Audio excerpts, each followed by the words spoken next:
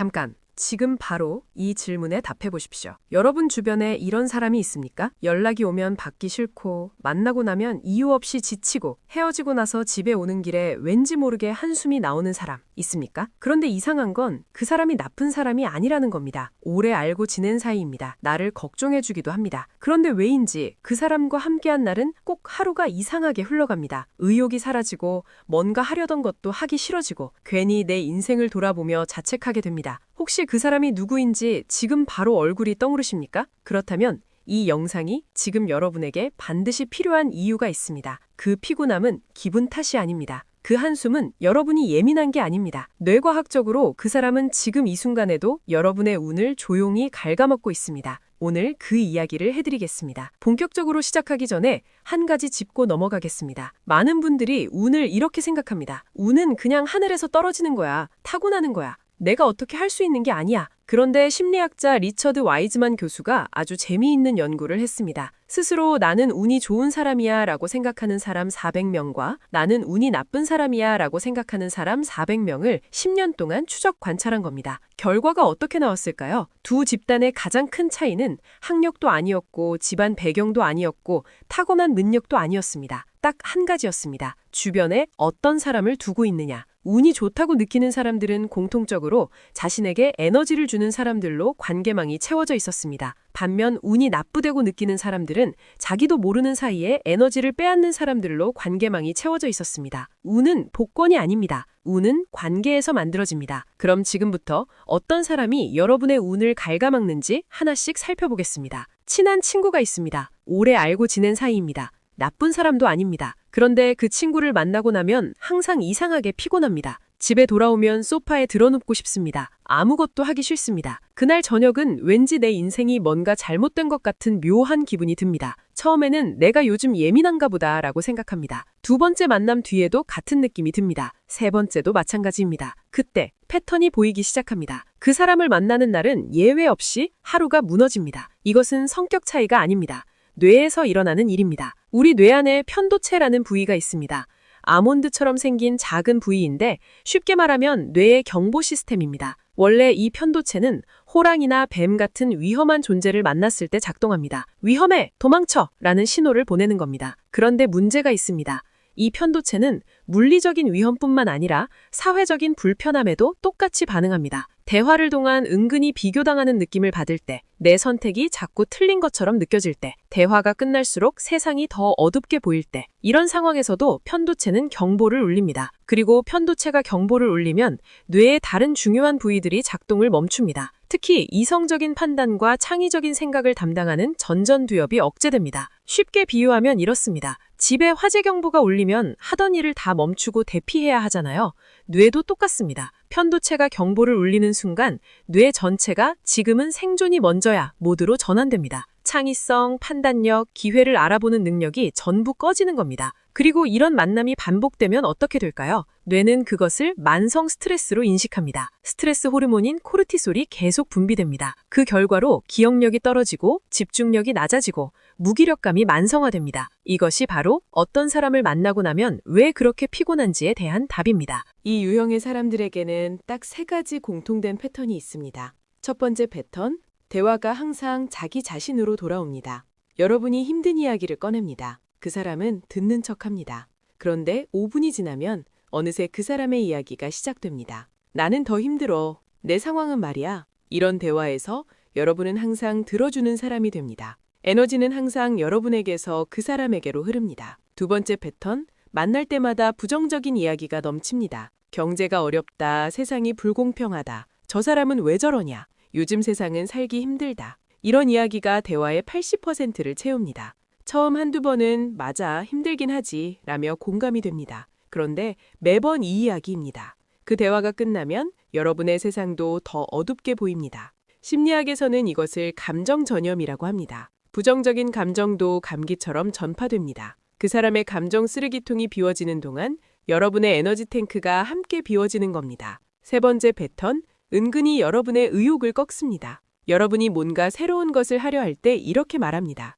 그게 돼? 잘 생각해봐. 그 정도면 됐잖아. 뭘 더해. 괜히 무리하다가 힘들어지지 마. 말투는 걱정하는 것처럼 들립니다. 그런데 그 말을 들은 다음 날 이상하게 의욕이 사라져 있습니다.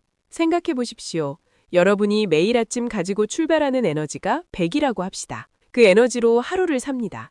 일하고 사람 만나고 결정하고 새로운 기회를 포착합니다. 그런데 어떤 사람을 만나는 것만으로 에너지 30이 날아갑니다. 아무 일도 안 했는데 70만 남은 겁니다. 기회는 에너지가 충만한 사람에게 옵니다. 더 정확히 말하면 에너지가 충만해야 기회가 눈에 보입니다. 지쳐 있으면 기회가 와도 알아보지 못합니다. 보여도 손을 뻗을 힘이 없습니다. 여러분의 에너지를 조용히 빼앗는 사람은 여러분의 운도 함께 갉아먹고 있는 겁니다. 좋은 기회가 보입니다. 뭔가 새로운 것을 시작하고 싶습니다. 마음이 설레고 아이디어도 있고 준비도 어느 정도 됐습니다. 그런데 가까운 사람에게 이야기했더니 이렇게 말합니다. 좀 더 지켜보자. 지금은 타이밍이 아닌 것 같아. 다른 사람들이 어떻게 하는지 봐야 하지 않을까? 실패하면 어떡해. 좀 더 확실해질 때까지 기다리자. 말투는 걱정하는 것처럼 들립니다. 그런데 그 말을 들은 다음 날 이상하게 의욕이 사라져 있습니다. 우리 뇌에는 행동 억제 시스템이라는 것이 있습니다. 쉽게 말해서 브레이크입니다. 이 브레이크는 꼭 필요합니다. 무조건 돌진하다가는 낭떠러지에 떨어지니까요. 적절한 신중함은 필요합니다. 그런데 이 브레이크가 너무 자주, 너무 강하게 작동하면 어떻게 될까요? 심리학자 로이 바우마이스터가 흥미로운 실험을 했습니다. 사람들을 두 그룹으로 나눠서 한 그룹은 계속 결정을 미루는 환경에 놓았습니다. 계속 아직이야, 더 기다려, 좀 더 생각해봐 라는 신호를 받게 한 겁니다. 그 결과 이 그룹의 사람들은 나중에 정말 좋은 기회가 왔을 때도 행동하지 않았습니다. 뇌가 이미 기다리는 것을 기본값으로 설정해 버린 겁니다. 더 무서운 건 이것이 본인 혼자 있을 때도 그렇게 된다는 겁니다. 처음에는 옆에서 누군가가 기다리자고 해서 기다렸지만 나중에는 아무도 그 말을 안 해도 스스로 기다리게 됩니다. 뇌가 그 패턴을 학습했기 때문입니다. 그리고 여기에 사회적 동조 심리가 더해집니다. 사람은 기본적으로 주변 사람들의 행동을 따라가도록 설계되어 있습니다. 수만 년 전 인류가 부족 사회에서 살 때 혼자 다른 행동을 했다가는 무리에서 쫓겨났기 때문입니다. 그 본능이 지금도 남아 있습니다. 가까운 사람이 계속 기다리자고 하면 내가 먼저 행동하는 것이 뭔가 잘못된 것처럼 느껴집니다. 나만 왜 이렇게 성급하지? 라는 생각이 드는 겁니다. 그리고 서서히 그 사람의 속도에 맞춰집니다. 이 유형을 구별하는 가장 쉬운 방법이 있습니다. 딱 한 가지만 물어보십시오. 이 사람이 최근 3년 동안 새로운 무언가를 실제로 시작한 적이 있는가? 진짜 신중한 사람은 깊이 생각한 뒤에 결국 행동합니다. 반면 두려움을 신중함으로 포장하는 사람은 아무리 오래 기다려도 결국 시작하지 않습니다. 그리고 항상 그때 할 걸이라는 말을 반복합니다. 이 사람들이 자주 하는 말들입니다. 지금은 타이밍이 아닌 것 같아. 좀 더 지켜봐야 할 것 같아. 다른 사람들은 어떻게 하는지 봐야지. 실패하면 어떡해? 지금 당장 해야 할 이유가 뭐야? 이 말들 하나하나는 틀리지 않습니다. 그런데 이 말들이 매번 무슨 이야기를 꺼낼 때마다 나온다면 그것은 신중함이 아닙니다. 그것은 두려움입니다. 경제학에 기회의 창이라는 개념이 있습니다. 대부분의 기회는 열려있는 시간이 정해져 있다는 겁니다. 그 시간이 지나면 다른 사람들이 그 자리를 채웁니다. 창이 닫힙니다. 주식도 그렇고 부동산도 그렇고 사업도 그렇고 심지어 인간관계도 그렇습니다. 적절한 타이밍에 다가가야 연결이 됩니다. 그 타이밍을 놓치면 다시는 그 기회가 오지 않습니다. 그런데 항상 기다리게 만드는 사람 곁에 있으면 이 기회의 창을 계속해서 놓치게 됩니다. 매번 조금만 더 기다리자가 반복되고 매번 기회는 스쳐 지나갑니다. 더 슬픈 것은 이런 사람들이 대부분 여러분을 진심으로 걱정하기 때문에 그런다는 겁니다. 실패하지 말라고, 손해보지 말라고, 힘들지 말라고. 그 마음은 진짜입니다. 하지만 결과는 같습니다. 여러분의 인생이 느려집니다. 좋은 의도로 여러분의 속도를 망가뜨리는 사람이 나쁜 의도로 여러분을 방해하는 사람보다 사실 더 위험합니다. 경계하기가 훨씬 어렵기 때문입니다. 이것이 오늘 세 가지 중에서 가장 무서운 이야기입니다. 몇 년 전만 해도 여러분은 뭔가에 불타는 사람이었습니다. 더 잘하고 싶었고, 더 높이 가고 싶었고, 현재에 만족하지 않았습니다. 그 열정이 자신 있었습니다. 그런데 어느 순간 돌아보니 그 열정이 사라져 있습니다. 뭔가를 시작하려 해도 굳이라는 생각이 먼저 듭니다. 열심히 하는 사람을 보면 저렇게까지 해야 하나? 라는 생각이 드는 자신을 발견합니다. 도대체 언제부터 이렇게 됐을까요? 곰곰이 생각해보면 주변에 항상 이런 말을 하는 사람이 있었습니다. 그 정도면 충분해. 뭘 더해. 열심히 해봤자 어차피 다 똑같아. 완벽하게 하려다가 아무것도 못하는 거야. 우리 같은 사람이 그걸 어떻게 해. 그 사람이 여러분의 기준을 갉아먹고 있었던 겁니다. 뇌과학에서 신경가소성이라는 개념이 있습니다. 어렵게 들리지만 아주 간단합니다. 뇌는 자주 사용하는 회로를 강화하고 사용하지 않는 회로는 약화시킵니다. 운동도 마찬가지잖아요. 매일 쓰는 근육은 강해지고 오래 안 쓰는 근육은 약해집니다. 뇌의 회로도 똑같습니다. 더 잘하고 싶다. 높은 기준을 지키자. 이 정도로는 부족해. 라는 생각을 자주 하면 그 회로가 강해집니다. 그 생각이 자연스럽게 자동으로 나오게 됩니다. 반대로 이 정도면 됐어. 굳이 더 할 필요 없어. 어차피 다 똑같아. 라는 말을 주변에서 반복해서 들으면 어떻게 될까요? 처음에는 그 말이 거슬립니다. 내 생각이 아니니까요. 그런데 반복해서 듣다 보면 어느 순간 그 말이 맞는 것 같아집니다. 그리고 나중에는 아무도 그 말을 안 해도 스스로 그 생각을 먼저 하게 됩니다. 뇌가 그 회로를 강화해버린 겁니다. 그 사람의 기준이 어느새 나의 기준이 된 겁니다. 심리학에서는 이것을 기준 표류라고 합니다. 자신도 모르는 사이에 주변 환경의 기준으로 자신의 기준이 서서히 이동하는 현상입니다. 냄비 속의 개구리와 같습니다. 처음부터 뜨거운 물에 넣으면 개구리가 바로 뛰쳐나옵니다. 그런데 차가운 물에 넣고 아주 서서히 온도를 높이면 개구리는 위험을 느끼지 못하고 그대로 있다가 결국 죽습니다. 기준이 낮아지는 것도 똑같습니다. 너무 서서히, 너무 조용히 일어나기 때문에 본인이 알아채지 못합니다. 이 유형의 사람들이 사용하는 언어에는 패턴이 있습니다. 알아두면 뇌를 보호할 수 있습니다. 패턴 1. 다들 그렇게 해를 자주 사용합니다. 다들 적당히 해. 그게 현실이야. 어차피 다 똑같아. 이 말이 위험한 이유가 있습니다. 우리 뇌는 다들 그렇게 한다는 말에 매우 약합니다. 수만 년 동안 부족 사회에서 살아온 인간은 집단에서 혼자 튀는 것을 본능적으로 두려워합니다. 그래서 다들 그래 라는 말은 뇌에 굉장히 강한 압력으로 작동합니다. 나만 유난 떠는 것 같다는 느낌이 들게 만드는 겁니다. 패턴 2. 노력을 어리석은 것처럼 만듭니다. 힘만 빼는 거야. 그게 무슨 의미가 있어? 결국 결과는 비슷해. 이 말들은 여러분이 뭔가에 진지하게 몰두하려 할 때마다 나옵니다. 반복해서 듣다 보면 열심히 하는 것이 오히려 이상한 것처럼 느껴지기 시작합니다. 패턴 3. 성공한 사람들을 항상 운이나 배경으로 설명합니다. 저 사람은 원래 집안이 좋아. 그냥 운이 좋았던 거지. 우리 같은 사람이 그걸 어떻게 해? 심리학에서는 이것을 외부 귀인이라고 합니다. 모든 성공의 원인을 자신이 통제할 수 없는 것들로 돌리는 겁니다. 이 말을 반복해서 듣다 보면 여러분의 뇌도 그렇게 생각하기 시작합니다. 어차피 해봤자 안 돼 라는 생각이 자리를 잡습니다. 패턴 4. 위로처럼 들리는 말로 기준을 낮춥니다. 그 정도면 충분해. 너무 애쓰지 마. 지금도 잘하고 있어. 이게 가장 교묘합니다. 진짜 위로처럼 들리거든요. 그런데 이 말이 언제 나오는지 잘 보십시오. 여러분이 한 단계 더 올라가려 할 때, 새로운 도전을 시작하려 할 때, 더 높은 목표를 세우려 할 때마다 이 말이 나옵니다. 결과적으로 이 말들은 여러분을 현재 수준에 안주하게 만듭니다. 심리학자 마틴 셀리그만이 진행한 아주 유명한 실험이 있습니다. 학습된 무기력 실험입니다. 개를 두 그룹으로 나눴습니다. 한 그룹은 자신이 행동하면 불편한 상황을 피할 수 있었습니다. 다른 그룹은 아무리 행동해도 상황이 바뀌지 않았습니다.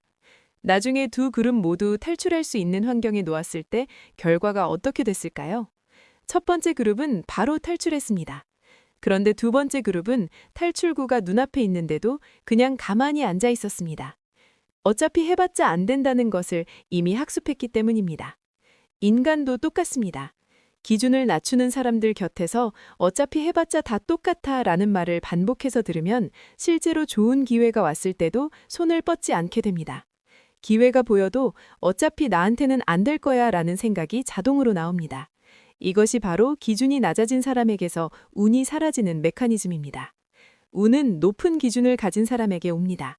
높은 기준을 가진 사람은 더 잘 준비하고 더 좋은 결과물을 내고 더 많은 인정을 받고 더 좋은 기회와 연결됩니다.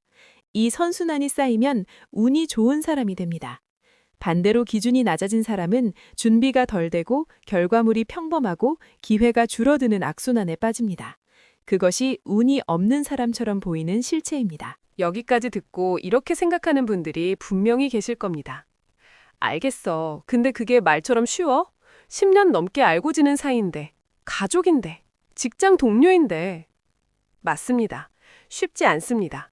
그리고 이것도 뇌과학으로 설명됩니다. 첫 번째 이유, 뇌가 익숙한 것을 안전하다고 느낍니다. 뇌는 변화를 기본적으로 위협으로 인식합니다. 지금의 관계가 불편해도 변화 후에 낯선 상황이 더 두렵게 느껴집니다. 이 관계가 좀 불편하긴 한데 그래도 익숙하다는 것이 저 관계는 좋을 것 같긴 한데 낯설다 보다 뇌 입장에서는 더 안전하게 느껴집니다. 두 번째 이유, 오래된 관계에는 애착 호르몬이 작동합니다. 자주 만나고 오래 알고 지낸 사람에게는 옥시토신이라는 호르몬이 분비됩니다. 이 호르몬은 그 사람이 나에게 좋은 영향을 주는지와 전혀 무관하게 분비됩니다. 단지 오래 봐왔다는 이유만으로 애착이 생기는 겁니다. 그래서 그 관계를 멀리하는 것이 마치 신체적으로 불편한 것처럼 느껴집니다. 세 번째 이유, 내가 한 선택을 정당화하고 싶어집니다. 내가 이 사람과 오래 사귀어 왔다는 사실 자체가 그 선택이 옳았다는 것을 증명하고 싶게 만듭니다. 그래서 상대방의 문제점을 보고 싶지 않게 되고 그래도 좋은 점이 있어를 계속 찾게 됩니다. 심리학에서는 이것을 매몰 비용 오류라고 합니다. 이미 투자한 것이 많을수록 손해를 보면서도 계속 유지하려는 심리입니다. 이 세 가지가 결합되기 때문에 알면서도 못 끊는 겁니다. 의지가 약해서가 아닙니다. 뇌의 설계 때문입니다. 그럼 어떻게 해야 할까요? 현실적인 방법 4가지를 제안합니다. 여기서 중요한 것이 있습니다. 해법은 갑작스러운 단절이 아닙니다. 오히려 갑자기 관계를 끊으면 뇌에 또 다른 스트레스가 생깁니다. 현실적이고 점진적인 방법이 필요합니다. 방법 1. 만나고 난 뒤 내 감정을 기록해 보십시오. 당장 뭔가를 바꾸지 않아도 됩니다. 일단 2주 동안 사람을 만나고 난 뒤 딱 한 줄만 적어 보십시오. 에너지가 채워졌다 또는 에너지가 빠졌다. 이것만으로도 패턴이 보이기 시작합니다. 뇌과학적으로 이렇게 감정을 글로 쓰는 것만으로도 감정이 이성적으로 처리되기 시작합니다. 충동적으로 반응하는 게 아니라 관계를 객관적으로 바라볼 수 있게 됩니다. 방법 2. 만남의 빈도를 서서히 줄여보십시오. 갑자기 연락을 끊는 것이 아닙니다. 매주 보던 사람이면 격주로, 격주면 월 1회로 서서히 줄입니다. 뇌의 애착 반응도 이렇게 점진적으로 조절할 때 저항이 줄어듭니다. 방법 3. 빈자리를 먼저 채우십시오. 이것이 핵심입니다. 먼저 소모점인 관계를 줄이는 것이 아니라 에너지를 주는 관계를 먼저 늘려야 합니다.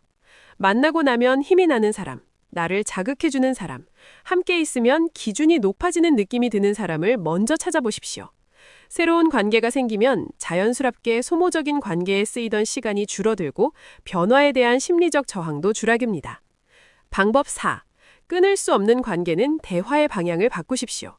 가족이나 직장 동료처럼 어쩔 수 없는 관계도 있습니다. 이럴 때는 만남의 빈도보다 대화의 내용을 조절하십시오. 부정적인 주제가 나오면 자연스럽게 다른 주제로 넘어갑니다. 과거의 불만이 아니라 앞으로의 이야기로 대화를 유도합니다. 이것은 관계를 단전하는 것이 아니라 관계의 품질을 재설계하는 겁니다. 오늘 살펴본 3가지를 정리해 보겠습니다. 첫 번째, 만나고 나면 이상하게 피곤한 사람. 이 사람은 여러분의 뇌 경보 시스템을 반복적으로 울려서 창의성과 판단력과 기회를 포착하는 능력을 꺼버립니다.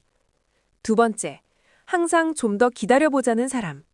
이 사람은 여러분 뇌의 브레이크를 과활성화시켜서 기회의 창이 열려 있어도 움직이지 못하게 만듭니다. 세 번째, 그 정도면 됐잖아를 입에 달고 사는 사람. 이 사람은 신경 가소성의 원리를 통해 여러분의 뇌 회로를 서서히 낮은 기준으로 재배선시킵니다. 그리고 이 3가지에 공통적으로 적용되는 뇌과학의 핵심 원리가 있습니다. 뇌는 환경을 복사합니다. 우리가 아무리 강한 의지를 가져도 반복적으로 노출되는 환경을 이길 수 없습니다. 이것은 의지력의 문제가 아닙니다. 뇌의 작동 방식입니다. 반대로 이 원리를 좋은 방향으로 이용하면 어떻게 될까요? 에너지를 주는 사람들 곁에 있으면 여러분의 뇌도 활력 있게 바뀝니다. 빠르게 행동하는 사람들 옆에 있으면 여러분의 속도도 빨라집니다. 높은 기준을 가진 사람들과 함께하면 여러분의 기준도 올라갑니다. 운이 좋아 보이는 사람들의 비밀은 바로 여기에 있습니다. 특별한 재능이 있어서가 아닙니다. 뇌를 좋은 방향으로 재설계해주는 환경과 사람을 선택해온 겁니다. 혹시 오늘 이 영상을 보는 동안 머릿속에 특정한 얼굴이 떠올랐습니까? 그 느낌이 중요합니다. 여러분의 뇌가 이미 알고 있다는 신호입니다. 이성이 아직 인정하지 못하고 있을 뿐 뇌는 이미 그 관계가 자신에게 무엇을 하고 있는지 느끼고 있습니다. 오늘 당장 뭔가를 바꾸지 않아도 됩니다. 딱 한 가지만 해보십시오. 오늘부터 2주 동안 누군가를 만나고 난 뒤에 딱 한 줄만 적어보십시오. 이 사람을 만나고 나서 나는 더 나은 사람이 된 것 같은가? 아니면 더 지친 사람이 된 것 같은가? 그것이 보이기 시작하면 선택이 달라집니다. 선택이 달라지면 환경이 달라집니다. 환경이 달라지면 뇌가 달라집니다. 그리고 뇌가 달라지면 운이 달라집니다. 운은 우연이 아닙니다. 운은 여러분이 매일 선택하는 관계가 쌓인 결과입니다. 오늘 그 첫 번째 선택을 하시길 바랍니다. 감사합니다.